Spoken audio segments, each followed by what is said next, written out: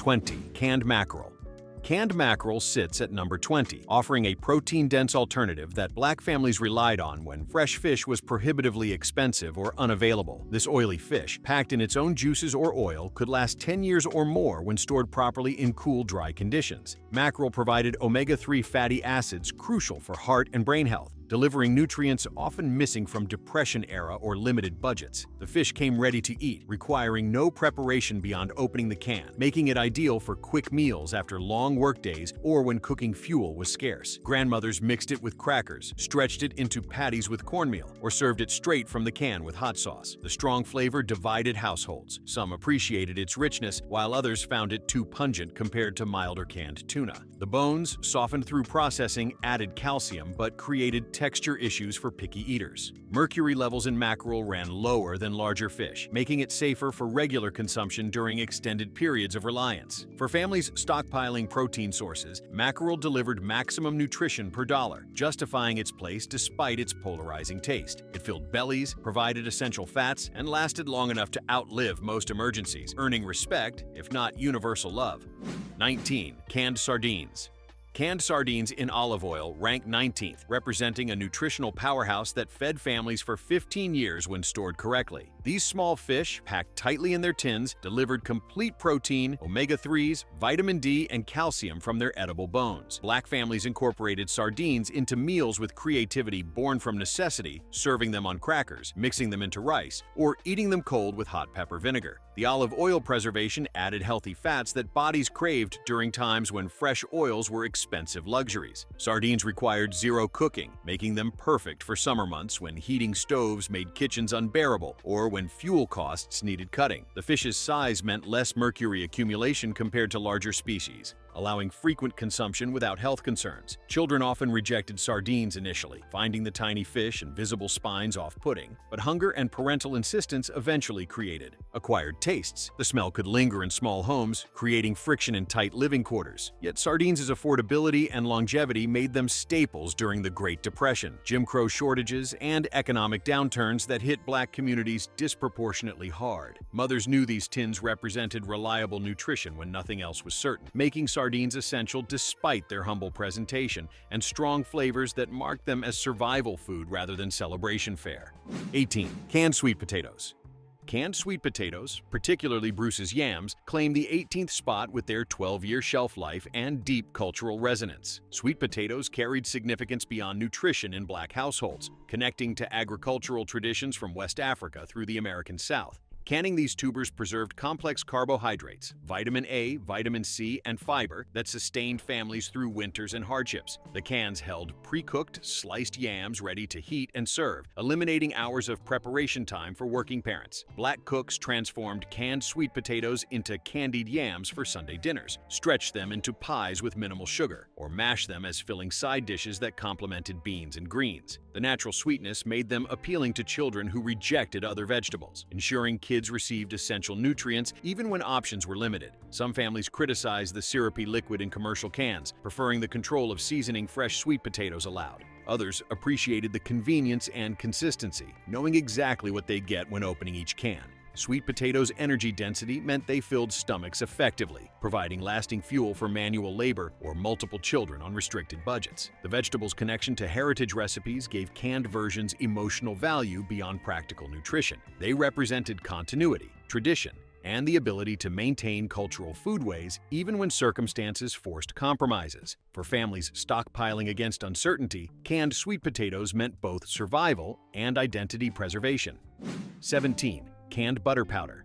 Canned butter powder from brands like Hoosier Hill Farm and Augustin Farms ranks 17th, lasting an astonishing 20 to 30 years. This might seem frivolous compared to protein sources, but fat proved essential for calorie-dense nutrition when food budgets stretched thin. Butter powder reconstituted with water, creating spreadable fat for biscuits, cooking medium for vegetables, or baking ingredient for occasional treats that lifted spirits during hard times. Black families understood that meals without fat left everyone hungry within hours, particularly children and working adults burning calories through physical labor. The powder eliminated refrigeration needs, crucial in homes lacking reliable electricity or during power outages. Grandmothers used it sparingly, measuring portions to make cans last, teaching younger generations that luxury came in small doses during difficult seasons. Critics argued fresh butter or cheaper oils made more sense, but powder's shelf life eliminated waste from spoilage that plagued fresh dairy in hot climates or uncertain storage conditions. The product's versatility meant one can served multiple purposes, from enriching grits to making cornbread tender. For families separated from stores by distance, discrimination, or transportation barriers, having butter available without shopping trips provided independence and dignity. The powder might not taste identical to fresh butter, but it delivered necessary fats and the psychological comfort of making food more palatable when variety disappeared. Its 3-decade lifespan meant purchasing once and forgetting, removing one worry from long lists of concerns.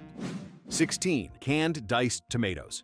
Canned diced tomatoes, particularly from Cento, secure 16th place with their 10-year durability and remarkable versatility. Tomatoes formed the foundation of countless dishes in Black kitchens, from gumbo bases to stewed vegetables, spaghetti sauces to rice seasonings. The canned version preserved vitamin C and potassium while offering year-round access to produce otherwise limited by season and geography. Families opened these cans to add acidity and moisture to dried beans, create quick soups when cupboards were nearly bare, or stretch small amounts of meat into larger meals through tomato-based gravies. The consistency of canned tomatoes eliminated concerns about ripeness, spoilage, or quality variations that plagued fresh produce. Cooks knew exactly what each can contained, allowing precise recipe planning and budget calculations. Some purists lamented the loss of fresh tomato flavor and texture, preferring summer garden produce when available. Others noted that certain canned varieties included too much sodium, requiring careful selection to avoid health issues during extended reliance. Yet, the price point made tomatoes accessible when fresh versions cost too much, and the shelf life meant stockpiling summer sales for winter use. Tomatoes' natural acidity aided preservation but could interact with can linings over time, making storage conditions important for maximizing those 10 years. For households cooking large pots of communal food, stretching resources to feed extended family or neighbors, canned tomatoes provided economical flavoring that transformed humble ingredients into satisfying meals that felt complete rather than merely filling.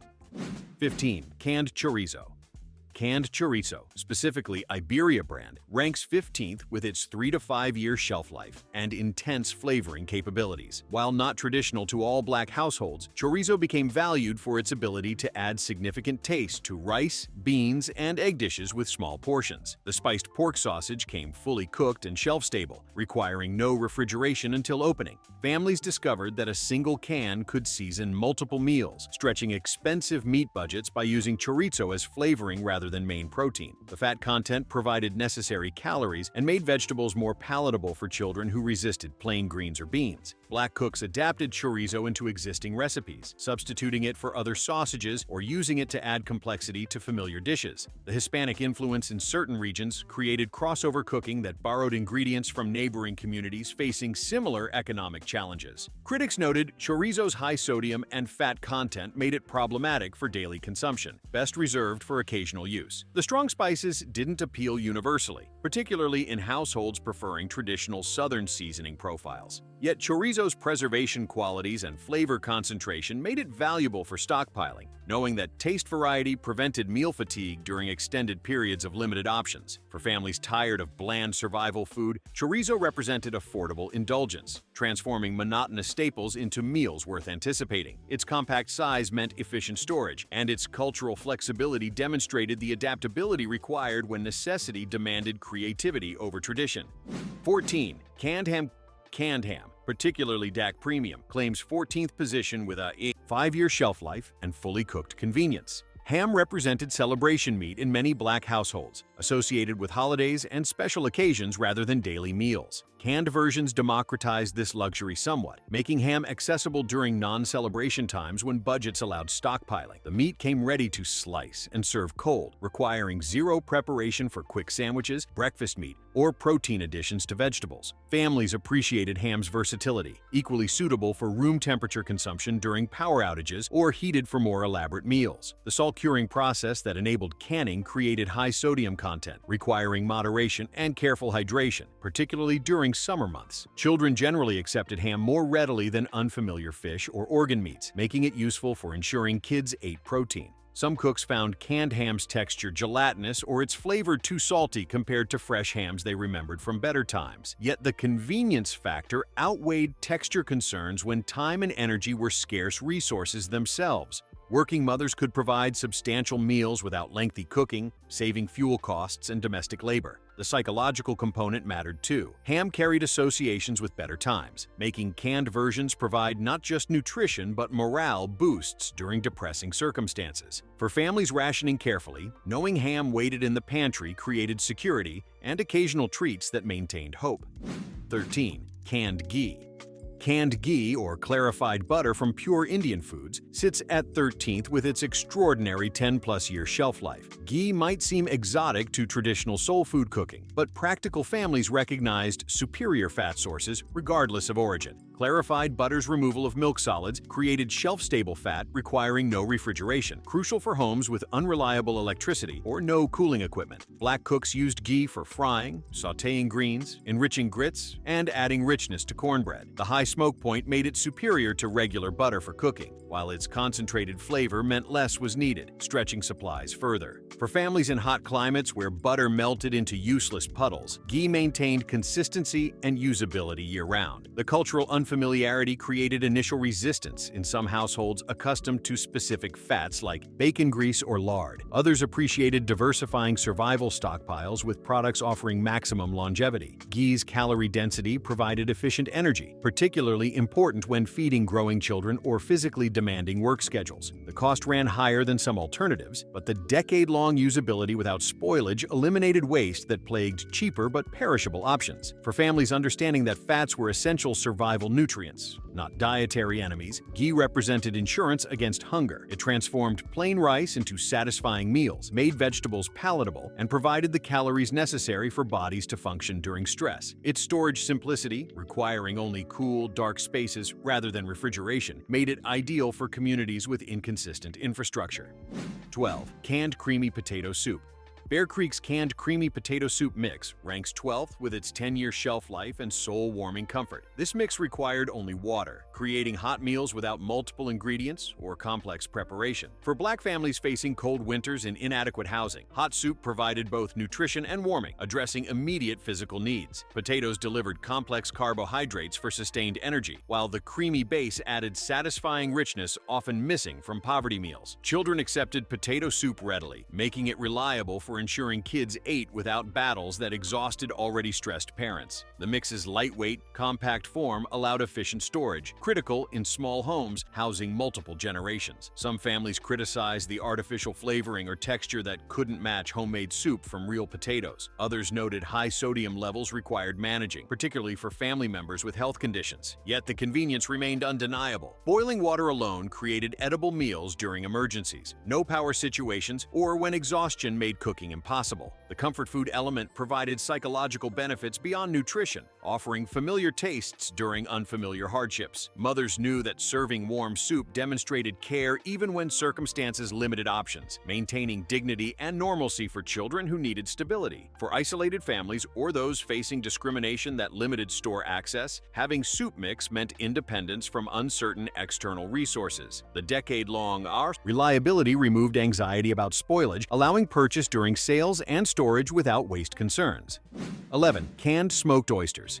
Crown Prince canned smoked oysters claim 11th position with 3 to 5 year shelf life and concentrated nutrition. Oysters carried cultural significance for Black communities in coastal regions, connecting to traditional fishing practices and celebratory meals. Canned versions brought seafood inland or preserved it beyond fresh availability. The smoking process added complex flavors that elevated simple crackers into satisfying snacks or transformed plain rice into special meals. Oysters packed tremendous nutritional density, offering protein, omega-3 fatty acids, acids, iron, zinc, and vitamin B12 in small portions. For families dealing with anemia or nutritional deficiencies common in limited diets, oysters provided targeted nutrition that might otherwise require supplements. The Luxury Association meant oysters boosted morale, making hard times feel less desperate. Children often rejected oysters initially due to unfamiliar texture and strong flavors, limiting their usefulness for feeding picky young eaters. The price point ran higher than many canned proteins, requiring careful budget allocation. Small can sizes meant oysters functioned better as supplements than main proteins, unable to feed large families alone. Yet their nutrient concentration justified the expense for families understanding that quality sometimes outweighed quantity. Grandmothers served oysters during holidays or visitors, stretching limited hospitality budgets while maintaining pride. For pregnant women or those recovering from illness, oysters delivered essential nutrients for healing and strength. The shelf stability meant purchasing during sales and storing until needed, rather than immediate consumption requirements.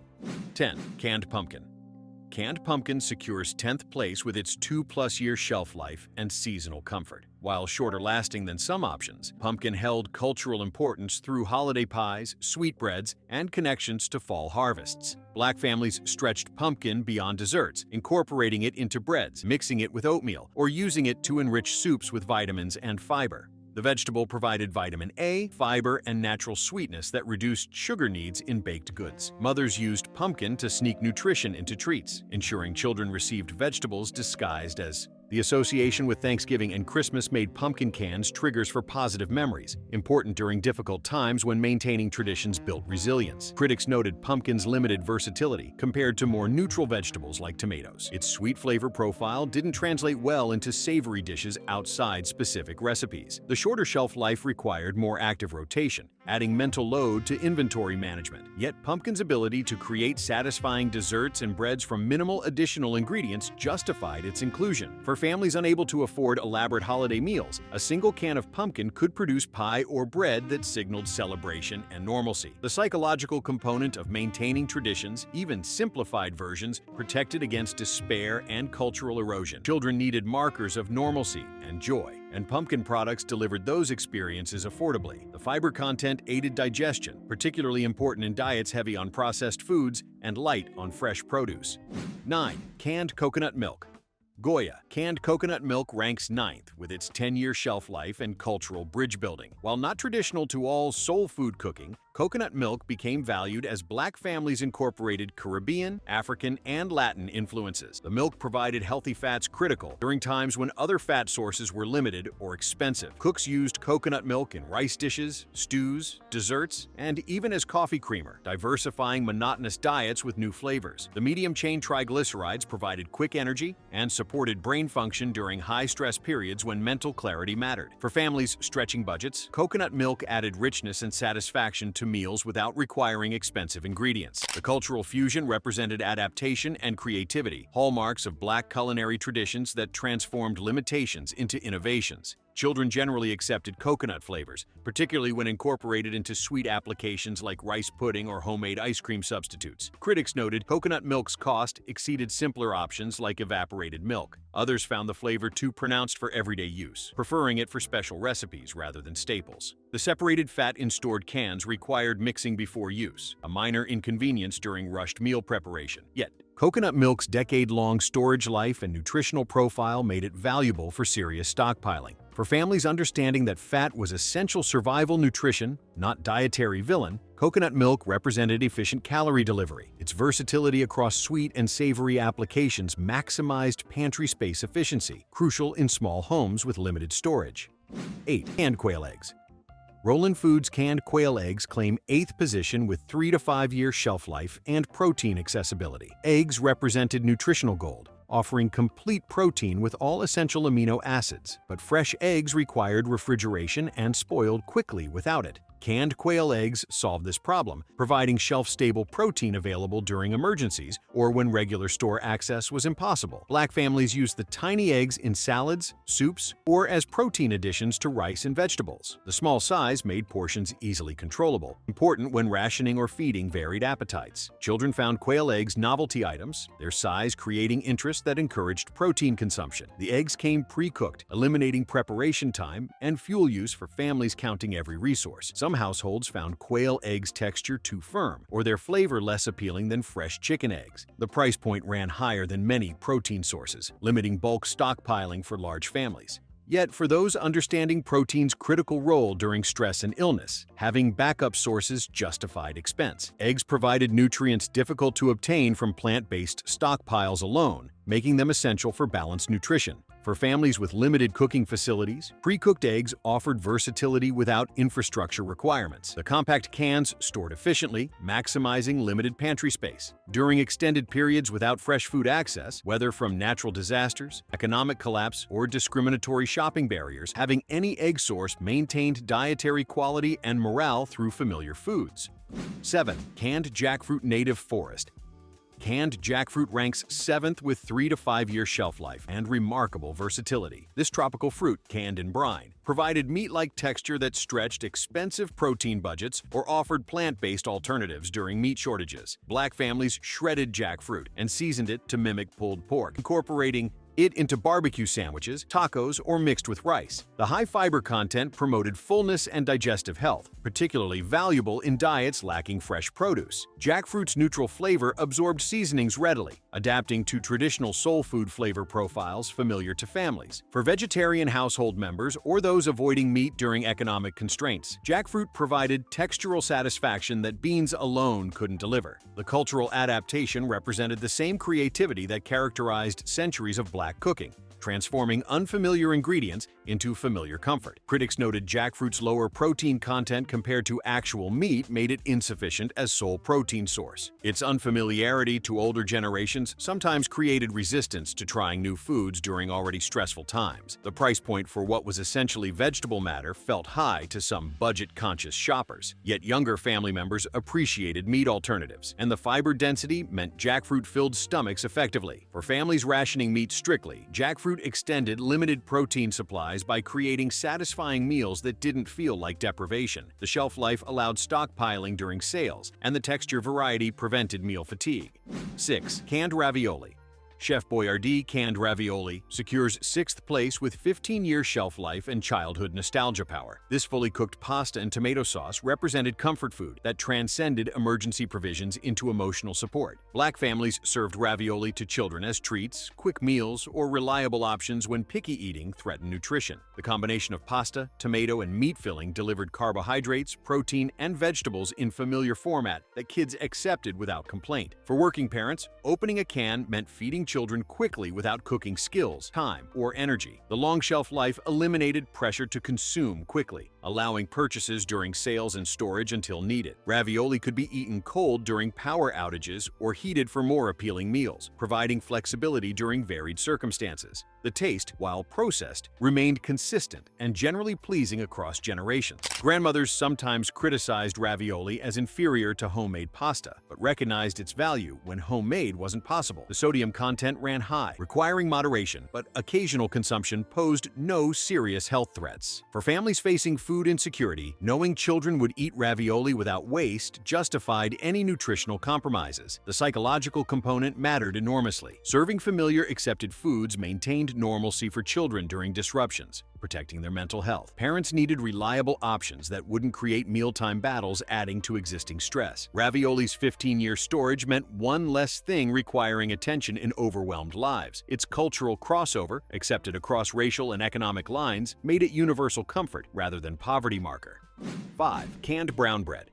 B&M brown bread in a can ranks 5th with 25-year shelf life and energy density. This New England specialty might seem culturally disconnected, but practical families recognized bread's essential role regardless of origin. The dense molasses-sweetened bread provided complex carbohydrates for sustained energy and enough sweetness to function as occasional dessert. Black families sliced it thick, toasted it when possible, or served it plain alongside beans and vegetables. The bread's ability to satisfy both hunger and sweet cravings made it valuable for stretching stretching limited food budgets. Children generally accepted the bread's mild sweetness, making it useful for ensuring carbohydrate consumption. The canned format prevented staleness and mold that plagued regular bread, particularly in hot, humid climates. For families lacking reliable bread-making facilities, time, or ingredients, canned bread provided this staple food reliably. Some households found the texture too dense or the flavor too sweet for traditional bread purposes. Others noted the small can size meant higher per-serving costs than homemade options. Yet the quarter-century shelf life was remarkable, allowing true long-term storage without rotation requirements. For serious preppers, understanding that wheat products might become scarce, having bread alternatives eliminated one concern. The cultural flexibility required to embrace unfamiliar foods demonstrated adaptability essential for survival. Pairing brown bread with beans created complete proteins, traditional combinations dating to Native American cuisine that black cooks adapted. The psychological comfort of having bread, humanity's oldest staple, maintained cultural connections during displacement and hardship.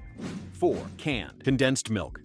Carnation or Eagle brand sweetened condensed milk claims fourth position with 10-year shelf life and remarkable versatility. This thick, sweet milk served as dessert base, coffee sweetener, baking ingredient, and emergency calorie source. Black families used condensed milk in sweet potato pies, rice puddings, homemade candies, and as treats for children needing morale boosts. The extreme calorie density provided efficient energy for working adults and growing children, critical when food quantities were limited. The sweetness made it psychologically valuable beyond nutrition, providing pleasure during times offering little joy. Mothers spooned it over biscuits, mixed it into oatmeal, or let children eat small amounts as rewards for good behavior or comfort during hardships. The shelf stability without refrigeration made it superior to fresh milk in homes lacking consistent electricity. For families making coffee their primary caffeine and energy source, condensed milk transformed bitter survival coffee into palatable drinks, encouraging hydration. Critics noted the extreme sugar content made condensed milk problematic for diabetics or those concerned about dental health. The thick consistency meant a little went far, but also that overconsumption was easy, particularly for children unsupervised.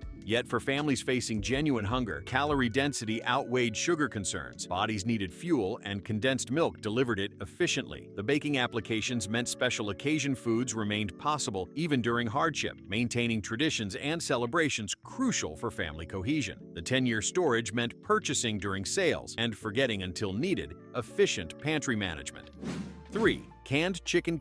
Canned chicken ranks third with 2 to 5 year shelf life and protein reliability. This fully cooked, shelf-stable meat provided essential protein without refrigeration, hunting, or complex preparation. Black families incorporated canned chicken into soups, casseroles, sandwiches, salads, and rice dishes, stretching expensive fresh chicken budgets or replacing it entirely during shortages. The white meat came packed in water or broth, ready to drain and use immediately. Children generally accepted chicken's familiar flavor over unfamiliar fish or other canned proteins, making it reliable for ensuring kids met protein needs. The versatility allowed creative seasoning that adapted chicken to traditional Seoul. Food flavor profiles, maintaining cultural food identity during compromises. For working mothers, canned chicken meant quick meal assembly without defrosting or cooking raw meat, saving time and fuel. The shelf life, while shorter than some options, still provided years of security. Regular rotation through normal cooking meant little waste while maintaining emergency supplies. Critics noted canned chicken's texture suffered compared to fresh, often stringy or mushy. The flavor was bland, requiring significant seasoning to make appealing. Sodium levels ran high in some brands, requiring label reading and brand selection. Yet protein remained essential for maintaining muscle mass, supporting immune function, and providing satiety. For families unable to afford or access fresh meat reliably, canned chicken prevented protein deficiency.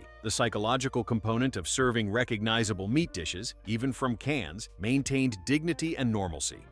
2. Canned salmon. Canned salmon secures second place with exceptional shelf life and nutritional supremacy. This fish provided complete protein, omega-3 fatty acids, vitamin D, and calcium from edible bones, creating nutritional powerhouse from single can. Black families used salmon in croquettes, mixed with rice, served on crackers, or incorporated into macaroni and cheese for protein enhancement. The fish came fully cooked, requiring zero preparation for quick meals during emergencies or exhausted evenings. Salmon's nutrition density meant small portions delivered significant benefits, efficient for feeding large families on tight budgets. The omega Omega-3s supported heart health, brain function, and reduced inflammation, particularly valuable for communities facing higher rates of hypertension and cardiovascular disease. The bones, softened through processing, added crucial calcium often lacking in diets without fresh dairy. For children and elderly family members, this calcium supported growth and prevented bone deterioration. The shelf stability eliminated worry about refrigeration or spoilage, critical for homes with unreliable infrastructure. Some family members rejected salmon's strong flavor or found bones unappetizing despite their safety. The higher cost compared to tuna created budget strain for some households. Yet the nutritional superiority justified expense for families, understanding that quality nutrition prevented costly health problems. Salmon croquettes became cultural staples, budget-stretching recipes that made expensive fish feed many through binding with cheaper starches. The tradition of transforming canned salmon into special dishes demonstrated the culinary creativity that characterized Black cooking, turning survival food into celebrated meals. 1. Canned beans. Canned beans claim first position with 30-year shelf life when properly stored and foundational importance to Black foodways. Beans represented survival itself, protein sources accessible when meat was impossible, fiber for digestive health, and complex carbohydrates for sustained energy. Black families stockpiled multiple bean varieties, including kidney, pinto, black, navy, and butter beans, each offering slightly different flavors and uses. The beans came pre-cooked, eliminating the hours of soaking and cooking that dried beans required, saving fuel and time for families with neither to spare. Mothers opened cans to create quick sides, stretched them into main dishes with minimal meat, or combined them with rice for complete proteins matching any meal's nutrition. The cultural significance ran deep. Beans connected to West African foodways, sustained enslaved people through impossible conditions, fed families through Jim Crow deprivation, and remained staples through every economic hardship. This wasn't just food, but identity, resistance, and continuity. Children grew up understanding that beans meant family would eat, even when nothing else was certain. The versatility was unmatched. Beans absorbed flavors from seasonings, adapted to every regional variation of soul food, and functioned equally well as sides, mains, or ingredients. The fiber promoted fullness and digestive health, while protein supported muscle maintenance and immune function. The 30-year shelf life when stored with oxygen absorbers in Mylar bags meant true long-term security. Families could stockpile extensively without rotation requirements or waste concerns. The affordability allowed bulk purchasing during sales, building substantial reserves even on minimal budgets. For communities understanding that food security meant freedom and that preparation prevented desperation, beans represented everything. They were nutrition, culture, history, and hope, all sealed in recyclable cans that asked nothing but cool, dry storage in return for decades of reliability. Beans fed generations, and they would feed generations more. Do you remember the things your family just couldn't afford at the grocery store back in the 60s? The things you'd see sitting behind that glass case or stacked neatly on a shelf, shining under the fluorescent lights. But you'd walk right past because you knew better than to even ask? So today, let's take a walk down those aisles again. Let's talk about 20 grocery items many Black families simply couldn't afford in the 60s and what those foods really meant. Sirloin steak. You could smell it before you saw it. The butcher's counter lined with thick, marbled sirloin, glistening under bright lights that made every cut look like a celebration. For white suburban families, steak night was a midweek tradition. For most Black families in the 60s, it was a dream. Back then, sirloin went for about $1.20 a pound. That doesn't sound like much now, but in those days, it was nearly 10% of a week's grocery money for just 1 pound. Families stuck with ground beef at 63 cents a pound or stretched a pot of beans with a little pork fat. You learned to make flavor from patience and time, not price tags. Today, steak is still expensive, but it's accessible. You can catch a sale, swipe a card, grill it in your backyard. But imagine standing in that store 60 years ago, knowing a single steak could mean the week's vegetables had to go back on the shelf. Do you remember what your family used to make instead of steak? Lobster. Now, lobster, let's be honest, wasn't even on the radar. In the 60s, lobster ran about $1.50 a pound, or nearly 12% of a family's weekly food money. And that's if you lived near the coast. For families in the South or the Midwest, you weren't seeing lobster unless it came in a newspaper photo. What's wild is, just a few decades earlier, lobster was considered poor man's food, fed to prisoners and servants. But by the 1960s, it had been reborn as a delicacy. For most Black households, though, seafood meant something else. Fried catfish on Fridays, maybe canned tuna or sardines when the check was thin. Now we post pictures of lobster tails online like trophies. But think about your grandparents. Could they have ever imagined a plate of lobster drenched in butter sitting on their table? Shrimp.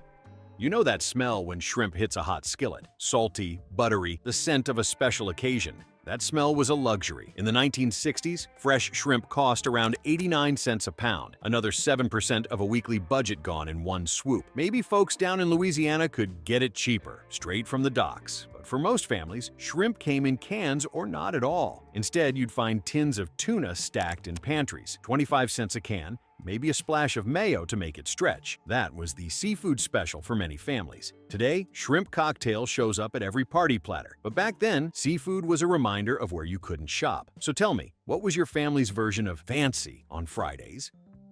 Fresh salmon.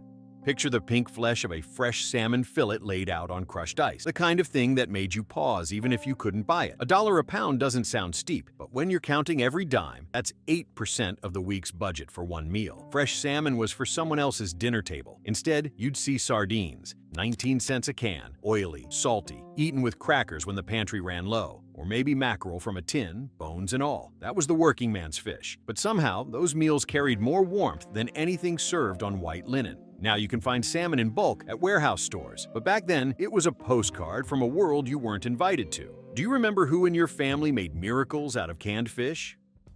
Lamb chops.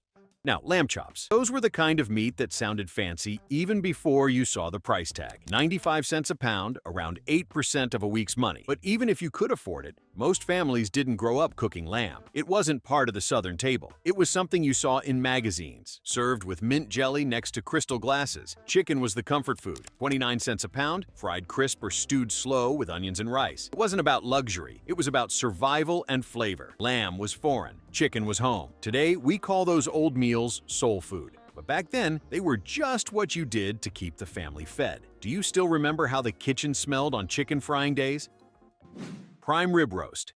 Picture a Sunday table set with a prime rib roast, thick, red, juices pooling under a silver knife. In 1965, that roast might have cost $1.40 a pound, 12% of the weekly grocery money. That was a holiday splurge, maybe Christmas if things went right that year. Most black families didn't see that kind of meat unless it came as leftovers from white employers or special community dinners. Pork was the everyday staple, cheap, familiar, and forgiving. You could buy neck bones for 29 cents a pound and make them taste like a feast. That's what made soul food more than survival. It was art born out of limitation. Now, prime rib is a restaurant item. But imagine being a kid in 1964, watching TV commercials for it, knowing that your mama's pot roast, made from chuck, not rib, was the best thing you'd ever taste. When was the last time you smelled a roast slow cooking on Sunday and thought about how far your family's table has come?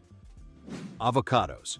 Before avocado toast, before guacamole bowls at every party, there was a time when avocados were a mystery. In the 1960s, they cost $0.25 each, about 2% of a week's grocery money. Not much, maybe. But that was for one piece of fruit that most people didn't know how to eat. Avocados were imported, exotic, something you saw in California or on the cover of a Good Housekeeping magazine. In most black communities, especially in the South, the green fruit didn't even make it to the shelves. Families bought what they knew: collard greens, sweet potatoes, cabbage, real food, food that filled you up and told a story about home. Today, avocados are in every store. But think about your grandmother's kitchen. No avocados, no yogurt, no kale smoothies, and yet somehow those meals kept generations strong. What new food would have made your elders laugh back then? Fresh pineapple. You ever see a fresh pineapple sitting in a grocery display? Golden, spiky, like a jewel? In the 1960s, roughly 3% of a week's food money. Too much for fruit that didn't stretch. Too expensive for everyday sweetness. Instead, families reached for canned fruit. Peaches, pears, fruit cocktail in syrup. 19 cents a can, good for dessert or a child's lunch. Pineapple was for show, but somehow that canned sweetness became part of every family recipe, from ambrosia to upside-down cake, proof that you could still make joy out of a tin can. Now we slice pineapples without a thought, but imagine the first time you tasted something that didn't come from a can. Do you remember the first real fruit that made you feel like times were changing? Artichokes. You ever notice how some foods just look like money?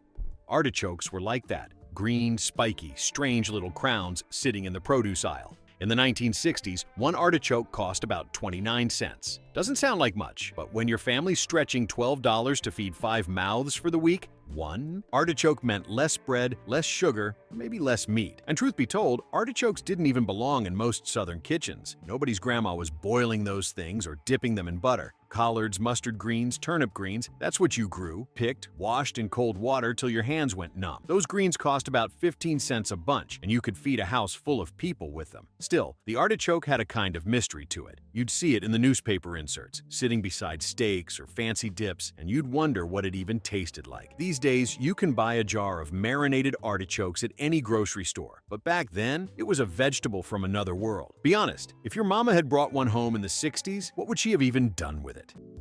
Fresh asparagus.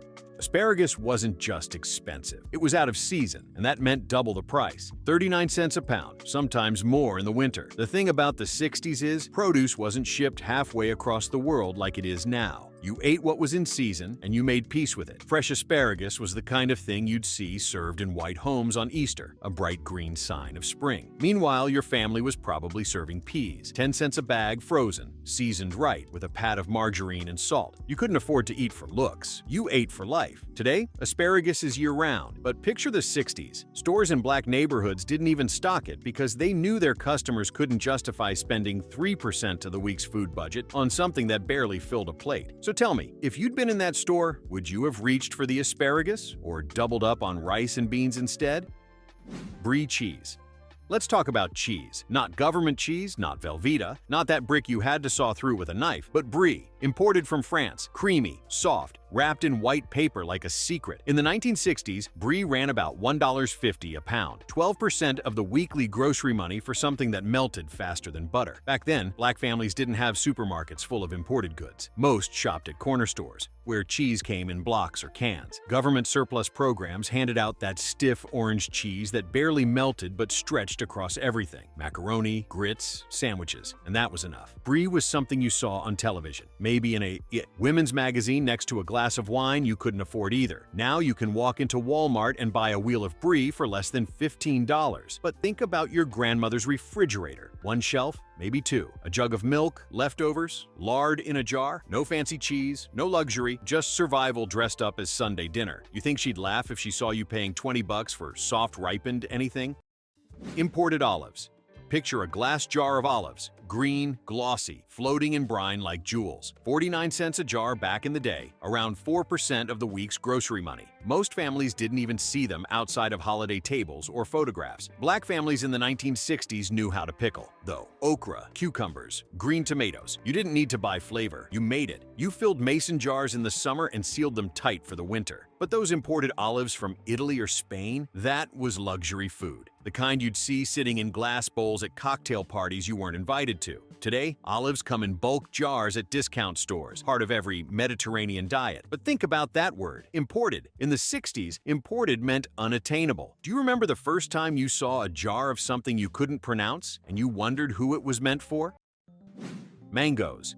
Before mangoes were smoothie staples, they were foreign, 29 cents each, and that was considered cheap for something flown in from somewhere most folks couldn't point to on a map. For black families, fruit meant apples, oranges, bananas, things you could buy by the pound. Mangoes were exotic, a word that didn't even belong in the same sentence as grocery list. The first mango most people ever tasted was probably decades later, when grocery stores diversified and shipping costs dropped. Back then, canned peaches were the treat. The syrup, thick and golden, poured over biscuits or ice cream on special occasions. The kind of sweetness you saved for the end of the week when payday finally came through. Mangoes were for another class, another coast, another life. Now they're sliced, frozen, bagged, and sold for a few dollars. But imagine being a kid in the 60s and seeing one for the first time. Bright, smooth, smelling like sunshine. Would you even have believed it was meant to be eaten? Caviar. Now here's one for the rich, the kind of thing you heard about but never actually saw. Caviar, tiny black pearls of fish. Eggs sitting in crystal bowls. $5 an ounce back then, the equivalent of $85 today, for a single ounce. To most black families, that price was unthinkable. That's 40% of the weekly food budget, gone in a spoonful. Caviar wasn't food, it was a symbol. a way of saying we have what you don't. The very idea of it stood in contrast to the way black households made abundance out of scarcity. Instead of fish eggs, there was fried catfish. Instead of champagne, there was sweet tea. Instead of luxury, there was love and laughter around the kitchen table. Yet, in some way, that resilience was its own form of wealth, something no caviar could ever match. Today, you can find cheap caviar at supermarkets. But would your grandparents even have wanted it? Or would they have looked at that jar and said, "Baby, for that price, I can feed the whole block"? Unsalted butter. In the 1960s, butter wasn't a staple. It was a wish. 69 cents a pound, which worked out to about 6% of a week's grocery money. Instead, margarine ruled the kitchen. 29 cents a pound, sold in big yellow tubs or foil-wrapped sticks. If you grew up in a southern kitchen, you know the ritual: spreading margarine on toast, stirring it into grits, or melting it over rice. Butter was for baking holidays, if at all. And yet, the scent of real butter melting in a hot pan, that was a kind of luxury you didn't forget. The irony? Back then, unsalted butter wasn't even the fancy version. It was just less common. Salted butter lasted longer, and shelf life was everything. Today, we have choices. But in the 60s, you didn't need 5 kinds of butter to make love taste like home. Do you remember the first time you saw someone bake with real butter instead of margarine? Whole bean coffee. Picture this: a bag of whole coffee beans, rich and fragrant. In the 1960s, that bag cost around 89 cents a pound, too much for most families scraping by. Instant coffee was the standard, a jar for 39 cents that could last the month. But coffee wasn't just a drink, it was ritual. Mornings started with the smell of chicory brewing on the stove, especially in the South, that deep, roasted scent filling the kitchen, cutting through the cool air before sunrise. Whole bean coffee, though, that was for city folks, for people with grinders and percolators that cost more than your week's groceries. It represented a kind of leisure, a slow morning you couldn't afford. These days, we sip $6 lattes without blinking. But imagine your father in 1964, heading to work before dawn, pouring instant coffee into a thermos. He didn't need foam art, he needed strength. What would he think of the way we drink coffee now? Belgian chocolate. Chocolate, the kind that came in boxes wrapped with ribbon. Belgian chocolate cost $1 a box back then, about 8% of a weekly food budget. That's not candy for kids, that's candy for company. Most children in black neighborhoods grew up with Hershey bars, 10 cents a piece if you had spare change, or penny candy from the corner store. You didn't buy chocolate to impress, you bought it to share. Belgian chocolate, though, that was for anniversaries, gifts, maybe something you saw in a magazine. Now, it's everywhere. You can buy it in drugstores or order it online. But think back, what was your treat growing up? That one thing you'd save your coins for, just to taste something sweet after a long week. Walnuts, shelled. A bag of shelled walnuts cost 89 cents a pound in the 60s, 7% of the week's food budget. Too expensive for baking, too impractical for snacking. Instead, families bought peanuts, 25 cents a pound, full of protein, roasted or boiled, depending on where you were from. Walnuts were for recipes that called for extras: cakes, salads, holiday pies. And extras weren't part of survival cooking. Every ingredient had to count, had to fill bellies. Today, walnuts are sold by the pound in bulk bins. But imagine your grandmother baking without them, using what she had. Pecans from a neighbor's tree, maybe, or nothing at all. And somehow, that pie still tasted like love. Fresh crab meat. There's something about fresh crab meat, the way it flakes between your fingers, the sweetness that hits your tongue after the salt. But for most black families in the 1960s, that sweetness was out of reach. A pound of fresh crab cost about $1.25 back then, 10% of a weekly grocery budget. That kind of price was reserved for coastal families or restaurants. Inland, it was a rumor. The truth is, most black families found their seafood in cans. Tuna for 25 cents, sardines for 19. You'd mash them with onions, mix in a bit of mustard, and call it a meal. Still, the idea of crab held power. It wasn't just food, it was aspiration. The kind of thing you'd dream of tasting one day, maybe when the kids were grown and money wasn't so tight. Now you can buy crab cakes in frozen packs, but think about that moment, standing in a store in 1964, seeing that handwritten sign over the seafood counter and knowing it wasn't for you. Even so, folks made feasts from what they had. Catfish, whiting, or even fried bologna if payday hadn't come yet. They turned the ordinary into something sacred. Do you remember that one dish your folks made that felt rich, even when money was thin? Out-of-season strawberries.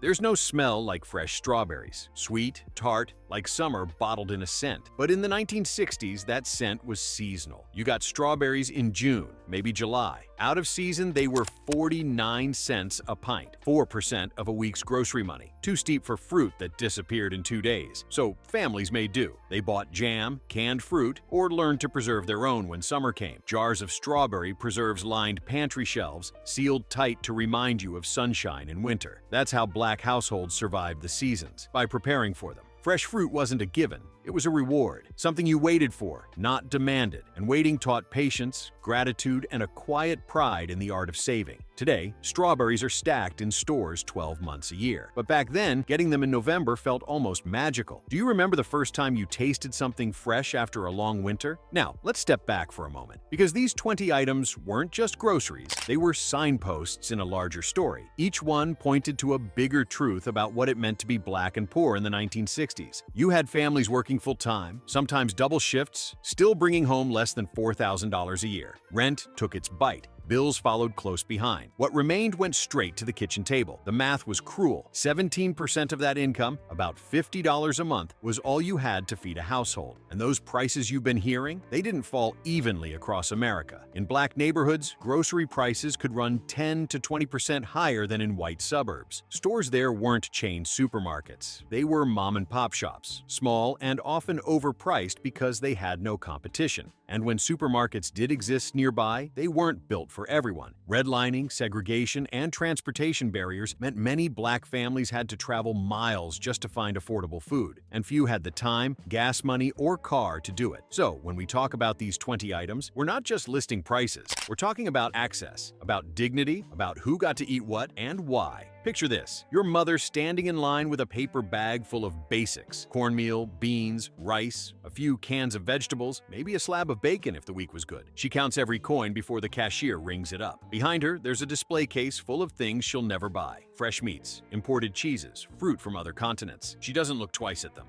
Not because she doesn't want them, but because she's already learned to stretch what she has. She knows how to turn fat back into flavor, lard into pie crust, and leftovers into Sunday supper. That was the genius of Black cooking in those years. It was born of necessity, but it blossomed into art. The soul food we celebrate today came from a time when butter was too costly, steak was a fantasy, and shrimp was a once-in-a-lifetime treat. But beyond the kitchen, there was something deeper: resilience. Activists like Fannie Lou Hamer saw that hunger wasn't just about food, it was about power. She started cooperatives in Mississippi, helping Black farmers grow and share what they had so no one went without. In Oakland, the Black Panther Party fed children free breakfast before school: grits, eggs, milk, fruit. Meals that for some kids were the only real food they'd get that day. Those programs didn't just fill stomachs, they filled gaps the system refused to see. Even in the rural South, communities came together. Churches ran fish fries, neighbors traded garden crops, and families shared what little they had. It wasn't charity, it was survival wrapped in love. Now let's imagine something for a moment. You're back in that kitchen. It's 1965. There's a pot on the stove, steam rising, the smell of onions and smoked meat drifting through the house. The radio's playing Sam Cooke. Maybe a change is gonna come. Your mother's stirring the pot with a tired hand, humming along, the sound mixing with the simmer. She's thinking about bills, about what's left in the pantry, about how to make enough to stretch through Friday. But when she tastes that broth, she smiles. Because somehow, against all odds, it's good, better than good. It's love made edible.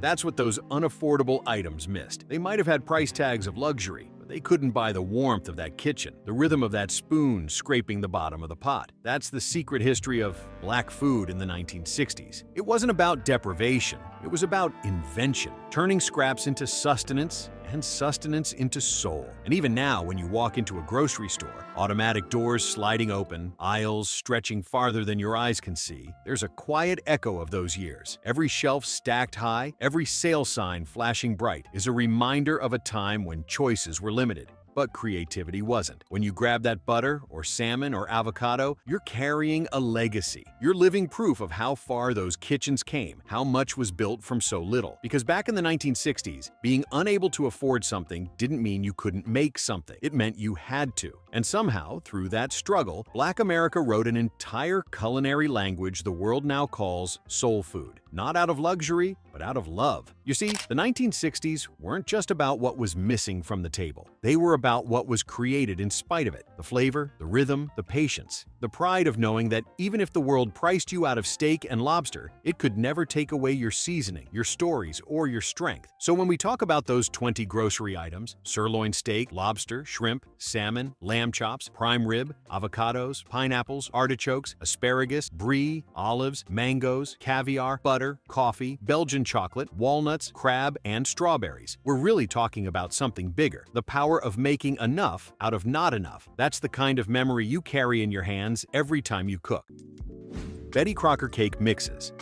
Betty Crocker cake mixes ranked 25th because they represented an affordable path to celebration during lean times. In African-American households of the 1970s, these boxes promised homemade dignity without the expense of individual ingredients. You could transform a dollar box into a birthday cake, a church social contribution, or a Sunday dessert that made hard weeks feel momentarily sweeter. The mixes required only eggs, oil, and water, stretching limited budgets while maintaining the appearance of effort and care. For families navigating economic hardship, these boxes offered psychological relief alongside actual dessert. The positives were undeniable. Cake mixes democratized celebration, allowing poor families to participate in the rituals that marked life's milestones. They were foolproof enough for children to help, creating memories in kitchens where joy had to be manufactured from minimal resources. The negatives, however, centered on nutritional emptiness and the artificial aftertaste that no amount of frosting could completely mask. These cakes tasted like compromise, their chemical sweetness a constant reminder of what real baking required. Betty Crocker mixes occupy this low ranking because while they solved immediate problems, they represented the beginning of processed food dependency that would plague poor communities for decades. They worked, but they were merely adequate survival tools rather than genuine nourishment. Store-brand cornflakes. Generic cornflakes in giant clear bags ranked 24th. The breakfast of absolute necessity. These flakes came without cartoon mascots, without individual packaging, without the promise of prizes. African-American families bought them because a massive bag cost what 2 small boxes of name-brand cereal did, and when you're feeding multiple children before school, mathematics trumps marketing every time. The bags were impossible to pour without creating avalanches across kitchen counters, and the flakes went stale within days of opening. But they filled bowls and bellies. The texture was aggressively mediocre.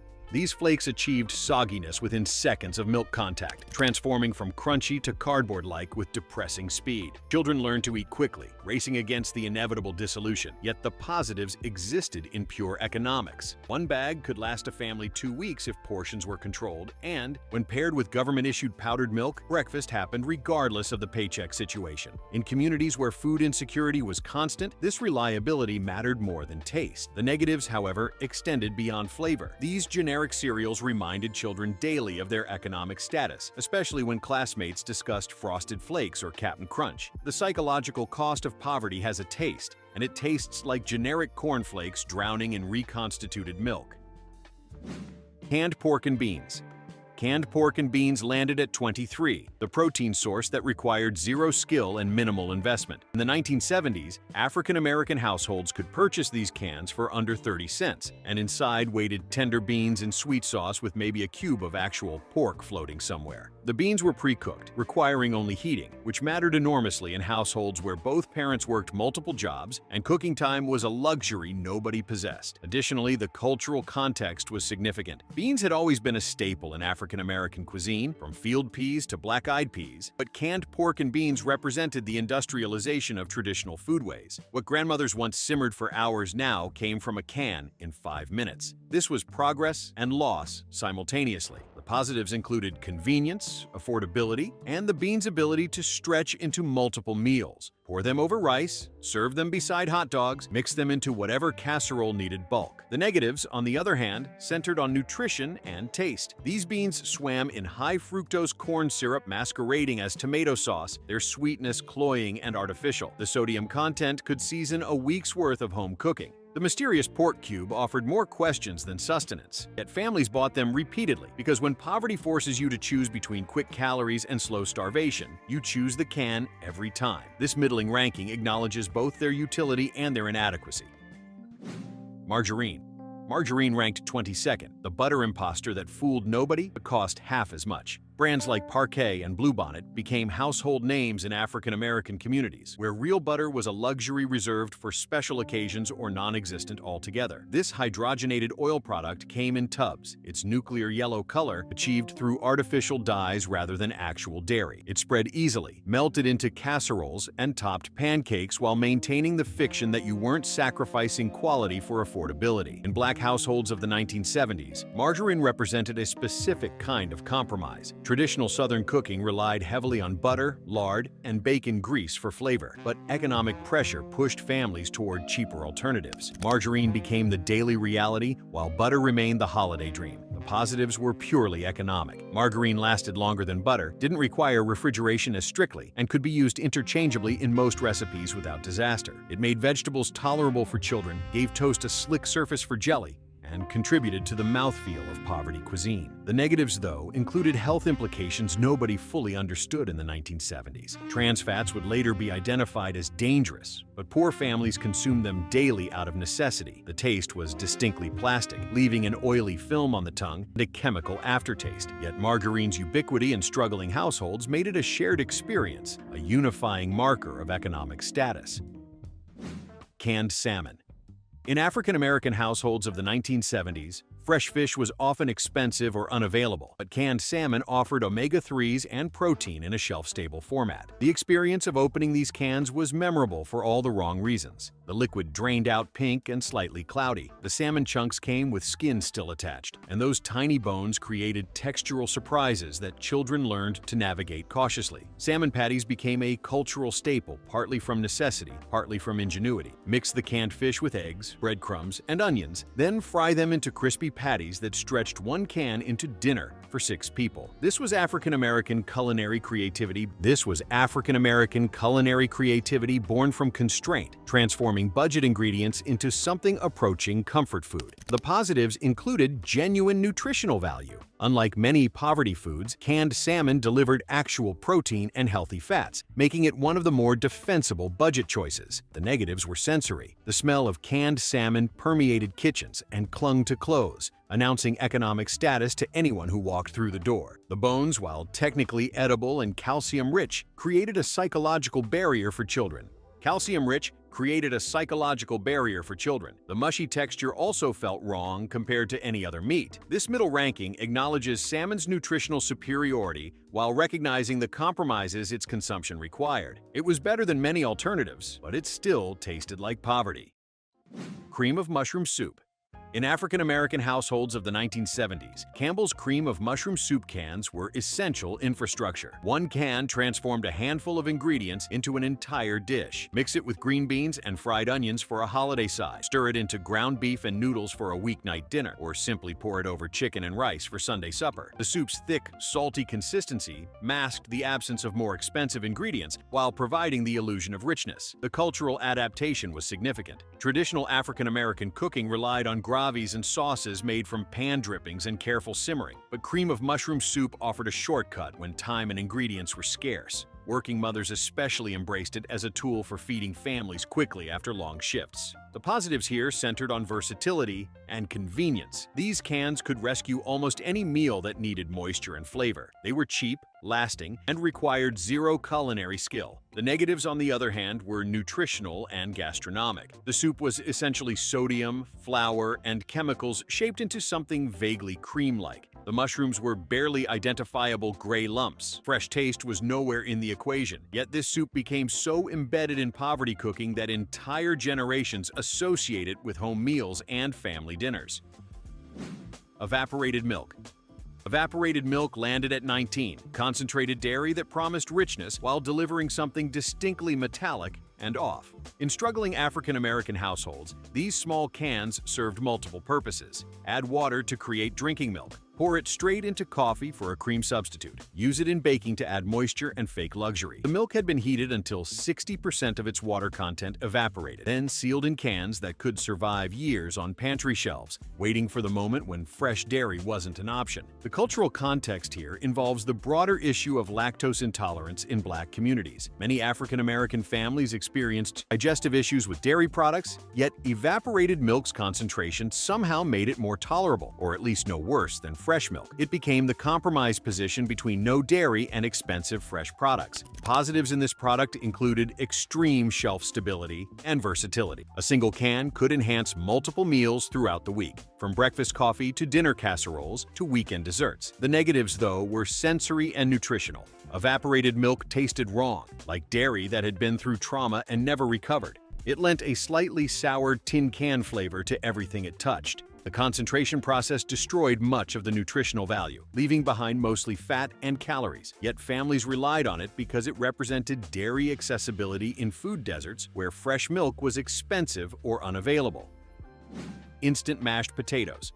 Instant mashed potatoes ranked 18th, the side dish that required only boiling water and surrender of dignity. Brands like Idahoan and Betty Crocker sold these flakes to African American families as modern convenience, but they were really time-saving necessities for households where both parents worked and cooking had to happen in minutes rather than hours. The flakes came in boxes or pouches, looking like dried paint chips that promised to become fluffy potatoes through the magic of reconstitution. Just add hot water, butter if you had it, milk if you could spare it, and stir until the lumps are dissolved. The texture was the giveaway. Real mashed potatoes had variations, little chunks of potato, slight graininess that spoke to their origin. Instant potatoes achieved an unsettling uniformity, smooth and slightly gluey, like wallpaper paste that had been seasoned. Children could tell the difference, but learned not to complain when parents were doing their best with limited resources. The positives were speed and storage. Instant potatoes never spoiled, required no peeling or boiling, and could be prepared by anyone old enough to work a stove. In households juggling multiple jobs and multiple children, this mattered enormously. But, of course, there were negatives, which extended beyond taste. These potatoes represented another step away from traditional cooking, another convenience that eroded culinary skills and food knowledge. They were nutritionally inferior to real potatoes, stripped of fiber and nutrients during processing. Yet they appeared on tables throughout Black America, because survival sometimes means accepting the instant over the authentic. Tang.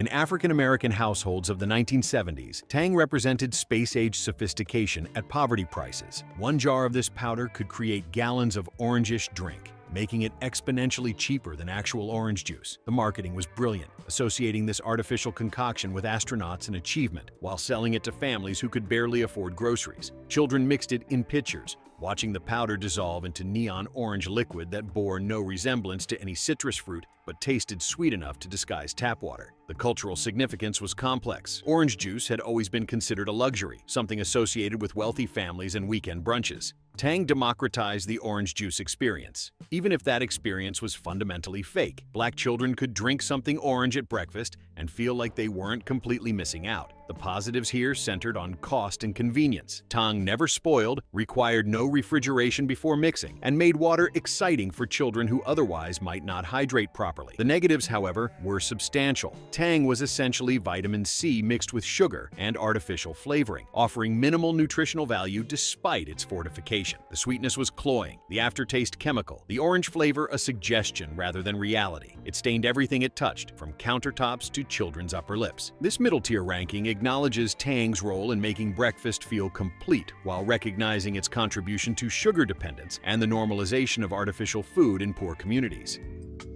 Saltine crackers.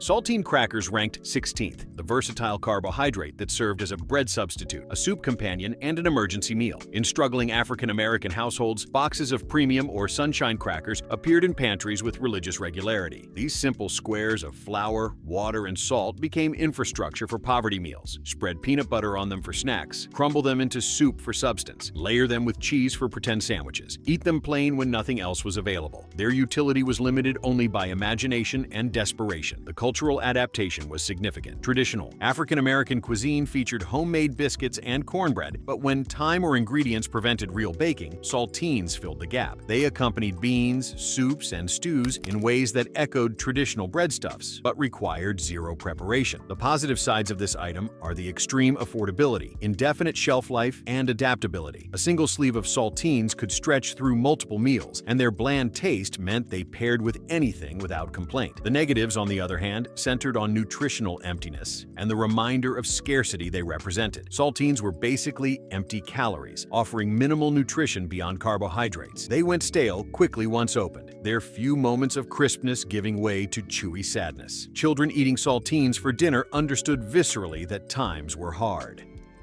Kool-Aid.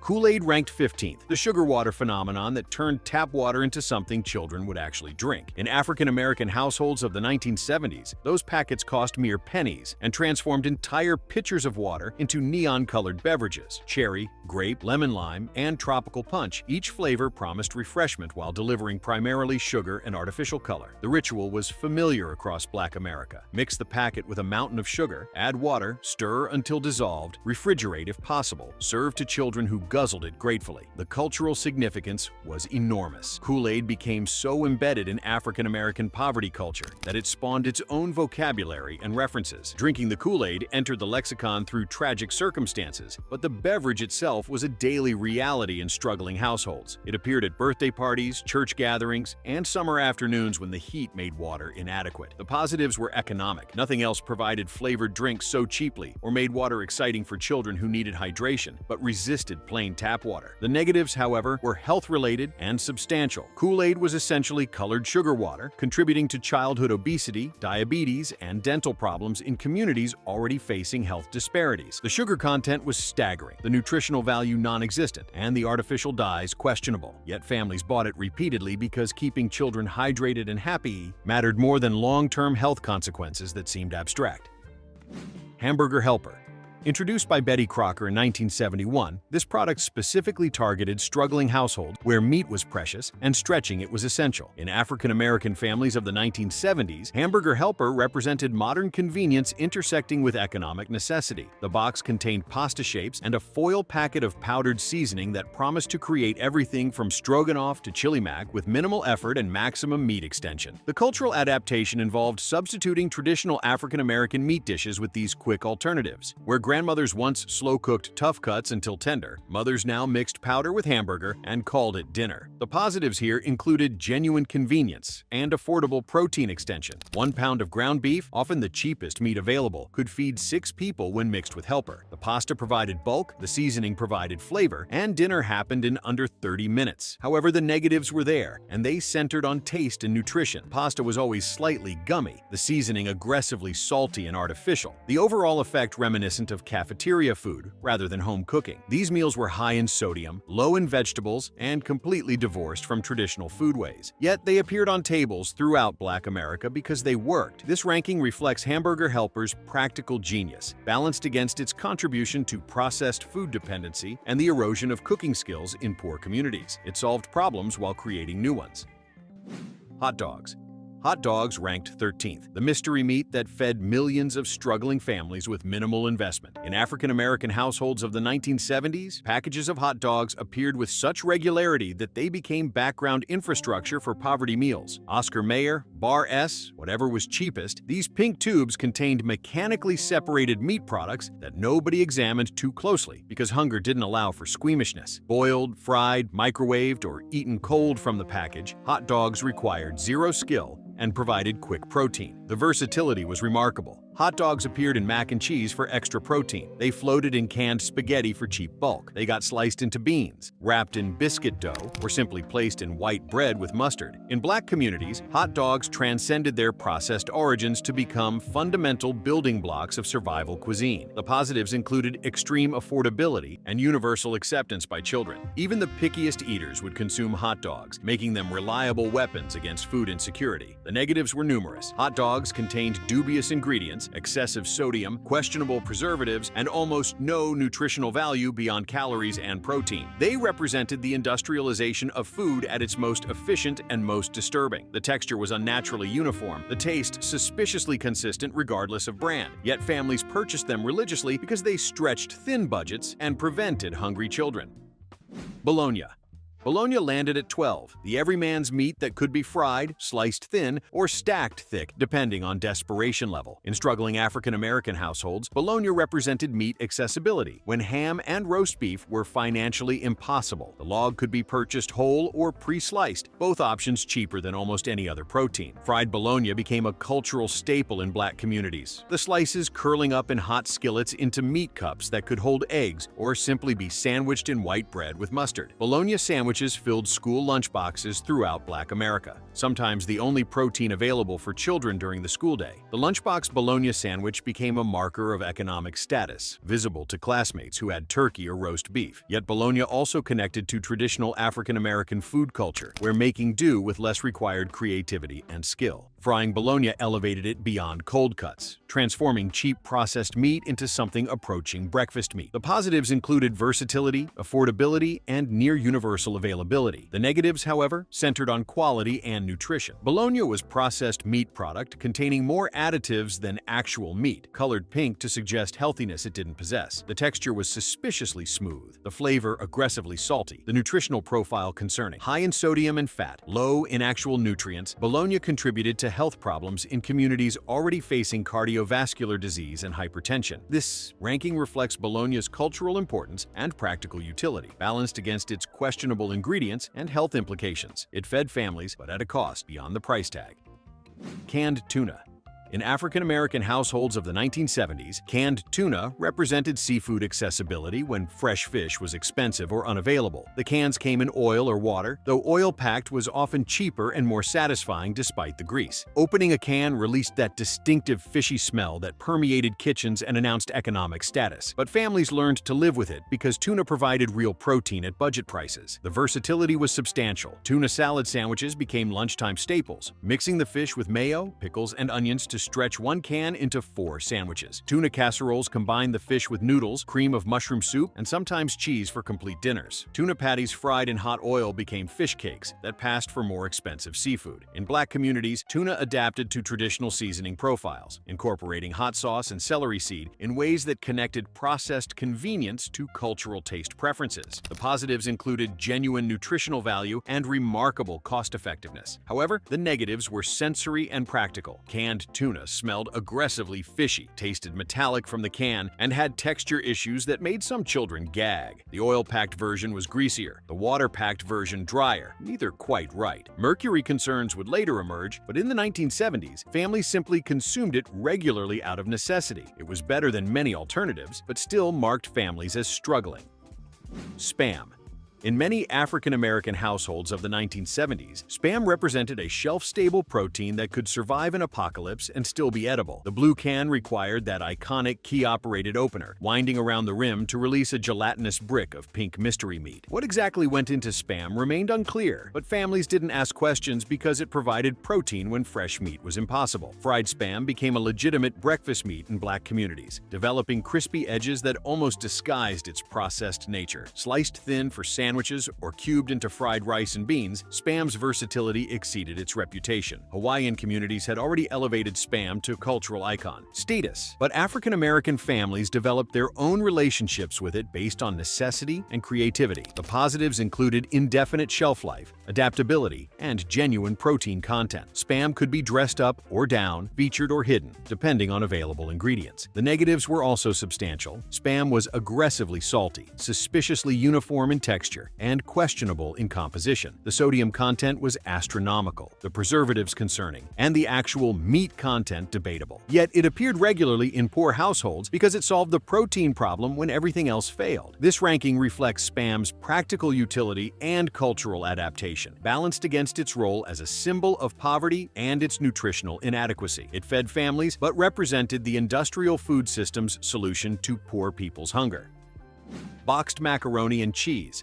Kraft mac and cheese ranked ninth, the blue box that became cultural shorthand for childhood poverty and comfort simultaneously. In African-American households of the 1970s, this product represented modern convenience meeting economic necessity. For minimal cost, the box provided pasta and a packet of neon orange powder that transformed into a cheesy sauce beloved by children and tolerated by adults. The preparation was simple enough for older children to handle, making it a teaching tool and time saver for working parents managing multiple jobs. Mac and cheese had deep roots in African-American cuisine, from Harlem Renaissance soul food to traditional Southern cooking. But Kraft's version industrialized and simplified the dish, making it accessible to families who couldn't afford the time or ingredients for traditional baked mac and cheese. The bright orange color became iconic, the artificial cheese flavor became nostalgic, and generations of Black children grew up associating this box with home and safety, even as adults recognized its nutritional poverty. The positives included extreme affordability, kid-friendly taste, and extraordinary versatility. Add hot dogs for protein, mix in canned tuna for a fish dinner, bake it with breadcrumbs for attempted elevation. The box could be transformed based on available ingredients and ambition levels. The negatives, however, centered on nutrition and quality. The pasta was refined flour, the cheese powder was chemicals and dyes, and the overall nutritional profile was abysmal. But even with that, this product fed millions of children and became embedded in Black food culture. Pinto beans. Dried pinto beans landed at 8, the humble legume that connected poverty cooking to ancestral traditions. Bags of dried beans represented both affordable nutrition and cultural continuity. Beans had sustained enslaved Africans, freed people during Reconstruction, and Black families through Jim Crow and beyond. They required time, something poor families often lacked, but rewarded patience with nourishment and volume. One bag could feed a family for days, providing protein and fiber when meat was scarce. The preparation ritual mattered culturally, sorting through beans to remove rocks and debris, soaking them overnight, and simmering them with onions and ham hocks or fatback. These steps connected modern Black families to their ancestors, who had cooked the same ingredients under different circumstances. Beans served over rice became a complete protein, a scientific fact that grandmothers knew intuitively. The positives were substantial. Beans provided genuine nutrition, extreme affordability, cultural connection, and remarkable versatility. The negatives with this food were practical rather than substantive. Beans required planning and time. The soaking process could be forgotten, the cooking took hours, and dried beans waiting in the pantry didn't help immediate hunger. Yet beans remained central to African-American poverty cooking because they worked on multiple levels simultaneously. This ranking reflects their superior nutrition, cultural significance, and traditional importance, balanced against the time requirements their preparation demanded. They were poverty food elevated by cultural meaning and nutritional reality. Rice. In the 1970s, massive bags of long-grain white rice appeared in Black households with the regularity of rent payments. Rice was mathematics, incredibly cheap, indefinitely storable, infinitely expandable, and nutritionally adequate when combined with other foods. 1 cup of dried rice became 3 cups of cooked rice, feeding multiple people from minimal investment. Rice wasn't traditional to West African diets in the same way it was to Asian cuisines, but it became embedded in African-American food culture through the low-country rice cultivation history and its practical utility in poverty cooking. Rice and beans became a complete protein. Rice under gravy stretched expensive meat. Rice in soups added bulk. Rice as breakfast porridge with sugar provided morning fuel. Black families developed sophisticated rice dishes that elevated this simple grain through seasoning, technique, and tradition. The positives included superior nutrition compared to many poverty foods, extreme versatility, cultural adaptability, and reliability. Rice never spoiled if stored properly. It could be dressed up or down, and it provided genuine sustenance rather than empty calories. The negatives were minimal. White rice lacked the fiber and nutrients of brown rice, and eating it constantly could become monotonous. But despite this, rice's position in poverty cuisine was earned through merit. This ranking reflects its nutritional value, cultural importance, and practical utility. Rice wasn't just poverty food, it was smart food that happened to be affordable. Oatmeal. Oatmeal landed at 6, the breakfast grain that connected struggle to sustenance and poverty to tradition. In African-American households of the 1970s, large cylindrical containers of Quaker oats sat in pantries as breakfast insurance. Oatmeal was mathematics and mercy combined, cheap, nutritious, filling, and flexible. It could be prepared with just water when milk wasn't available, sweetened with whatever sugar could be spared, and enhanced with margarine or, on special days, real butter. This was a survival breakfast that actually provided nutrition. Oatmeal connected to traditional African American morning meals, to the porridges that sustained enslaved people, to the hot breakfasts that differentiated care from mere feeding. Mothers who served oatmeal were ensuring their children left for school with warm food in their bellies, providing both nutrition and love in a bowl. The ritual of preparation mattered. The stirring, the waiting for proper thickness, the careful sweetening that made poverty palatable. The positives were substantial. Genuine nutrition, including fiber and slow-releasing energy, extreme affordability that meant breakfast could happen daily regardless of financial situation, and versatility that allowed personalization based on available ingredients. The negatives, however, were the texture-based resistance from children and the time requirement for proper cooking. Cabbage. Cabbage ranked 5th, a vegetable that stretched impossibly far and connected modern poverty cooking to traditional African American foodways. In struggling Black households of the 1970s, heads of cabbage appeared regularly because they were cheap, lasted forever in refrigerators, and could transform into multiple dishes. Boiled with potatoes, fried with bacon, stuffed with rice and meat, shredded into slaw, cabbage was endlessly adaptable and remarkably forgiving of whatever cooking method desperation required. Cabbage appeared in traditional African American cuisine from slavery forward, one of the few vegetables enslaved people could grow and keep. It appeared in soul food restaurants and home kitchens, at church dinners and family reunions. Cabbage represented culinary continuity, connecting generations through shared dishes that evolved based on available resources but maintained cultural identity. Fried cabbage with fatback was poverty food and cultural tradition simultaneously. The positives here included genuine nutritional value with vitamins and fiber, extreme affordability, remarkable versatility, and cultural resonance. One head could feed a family multiple meals. It never spoiled quickly. It could be prepared simply or elaborately, based on time and skill. The negatives, on the other hand, centered on the distinctive smell of cooking cabbage that marked households and the vegetable's association with poverty that made some families avoid it. But outside of these, cabbage was a smart food that nourished bodies and connected families to tradition. Cornmeal. In poor Black households of the 1970s, bags of cornmeal were essential infrastructure for feeding families when wheat flour was too expensive or unavailable. Cornbread, the obvious application, connected modern poverty to historical sustenance. But cornmeal's versatility extended beyond bread. Fried mush for breakfast, corn cakes for dinner, coating for fried fish, base for spoon bread, thickener for stews. One bag provided weeks of carbohydrates and cultural connection. Corn had sustained indigenous peoples, then enslaved Africans, then freed Black families through Reconstruction, Jim Crow, and beyond. Cornmeal wasn't just poverty food, it was survival food elevated through technique and tradition into something beautiful. Black cooks developed cornbread recipes that varied by region, family, and available ingredients, but all shared the alchemy of transforming simple cornmeal into nourishment and comfort. The ritual of cornbread baking, mixing in cast iron, and achieving the proper crust connected families to their past while feeding their present. The positives were profound. Genuine nutrition, including fiber, extreme affordability, remarkable versatility, deep cultural significance, and the ability to create food that tasted good rather than merely adequate. Cornmeal made poverty meals taste like choice rather than necessity. The negatives were also minimal. Some children resisted its texture, and it required basic cooking skills. But apart from that, this ranking reflects cornmeal's superior position in African American poverty cuisine, representing the intersection of necessity, nutrition, culture, and skill. Government cheese.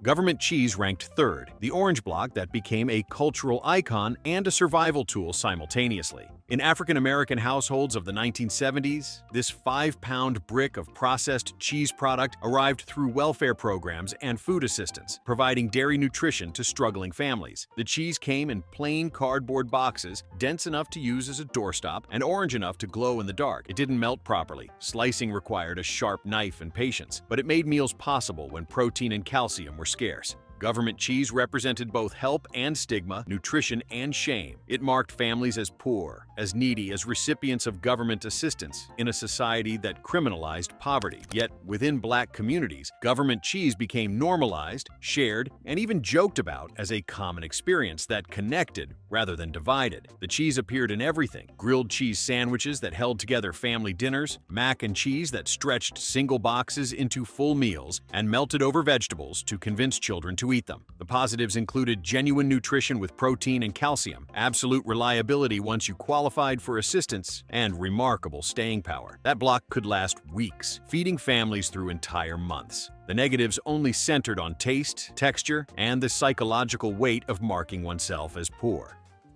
Powdered milk. Powdered milk landed at second place, the chalky compromise that kept calcium flowing into children's bodies when fresh milk was a luxury. In struggling African-American households of the 1970s, large cardboard boxes of carnation powdered milk sat in pantries like monuments to making do. The powder had to be mixed with water, stirred vigorously to eliminate clumps, and chilled to disguise its fundamental wrongness. It smelled dusty, tasted thin and slightly bitter, and coated tongues with disappointment. Children knew instantly it wasn't real milk, but parents insisted it was nutritionally equivalent while quietly acknowledging the lie. The cultural context was significant. Fresh milk spoiled quickly, required refrigeration that poor families might not have reliable access to, and cost more than struggling budgets allowed. Powdered milk solved multiple problems simultaneously. It lasted forever, required no refrigeration before mixing, cost substantially less than fresh, and provided the calcium and protein children needed. Black mothers mixed it for cereal, used it in cooking, and sometimes blended it half and half with fresh milk to stretch resources without completely sacrificing taste. The positives were purely practical. Powdered milk prevented malnutrition in children, enabled breakfast cereal to happen, made cooking possible when recipes required dairy, and represented accessible nutrition regardless of financial situation. The negatives were only sensory and psychological. It tasted wrong, reminded children daily of poverty, and represented the gap between what families could provide and what they wished to provide. Peanut butter.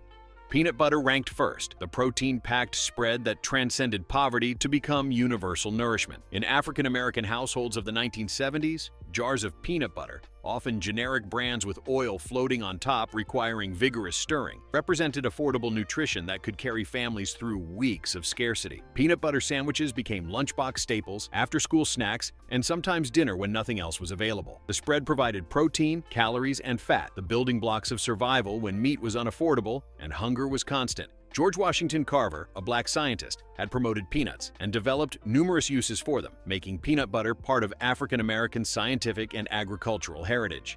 Yet by the 1970s, peanut butter represented democratic nutrition, available to all regardless of economic status. Government commodity programs distributed large cans of peanut butter to poor families, ensuring this protein source reached children who needed it most. In black households, peanut butter transcended its poverty associations to become genuinely beloved. Mixed with jelly for classic sandwiches, spread on crackers for quick protein, or eaten straight from the jar when hunger was acute. The positives were overwhelming: genuine protein and healthy fats, extreme affordability, indefinite shelf life, universal appeal to children, versatility in preparation, and nutritional adequacy. Peanut butter could sustain children through school days, provide afternoon energy, and prevent malnutrition when money ran out before the month's end. The negatives were very minimal. Generic brands were grittier and required stirring. Some children had allergies, and its poverty associations carried stigma. But despite this, peanut butter earned its top ranking through sheer utility and impact. It was poverty food that actually nourished, comfort food that was genuinely comforting, and survival food that tasted good. Which of these old-school grocery staples would you still buy today? Let me know in the comments section. For more videos like this, click on this next card on your screen.